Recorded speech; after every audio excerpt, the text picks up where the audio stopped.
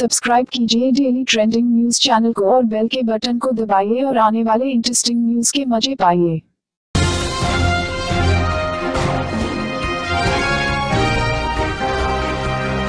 चीन के विदेश मंत्रालय ने सोमवार को रक्षा मंत्री अरुण जेटली की उन बयानों को खारिज किया जिनमें कहा गया था कि 2017 का भारत 1962 के भारत से अलग है। चीनी विदेश मंत्रालय ने कहा कि आज का चीन भी 1962 के चीन से अलग है और देश अपनी क्षेत्रीय संप्रभुता की रक्षा के लिए सभी आवश्यक कदम उठाएगा। जेटली ने चीन को तब जवाब दिया था जब चीन ने दोनों देशों के बीच 55 साल पहले हुए युद्ध का संदर्भ देते हुए भारत को ऐतिहासिक पाठ सीखने की सलाह दी थी। रक्षा मंत्री जेटली ने कहा था कि अगर वह हमें याद दिलाने की कोशिश कर रहे हैं तो 1962 की स्थिति अलग थी और 2017 का भारत अलग है।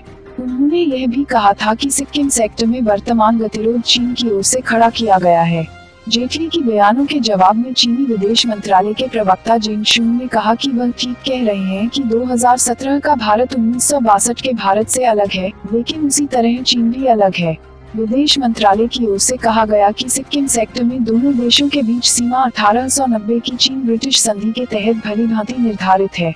शून ने कहा, मैं चाहूंगा कि भारतीय पक्ष 1890 की संधि का तत्काल पालन करे और सैनिकों को वापस बुलाए जो चीनी क्षेत्र में घुस आए हैं। साथ ही उन्होंने कहा कि चीन अपनी क्षेत्रीय संप्रभुता की रक्षा के लिए सभी आवश्यक कदम उठाएगा। शून ने यह भी आरोप लगाया कि डोकलाम क्षेत्र में भारत अपने अवैध प्रवेश को छिपाने के लिए भूटान का इस्तेमाल कर रहा है। डेली ट्रेंडिंग न्यूज की रिपोर्ट। सब्सक्राइब करें हमारा चैनल ऐसे ही लेटेस्ट और इंटरेस्टिंग न्यूज के लिए।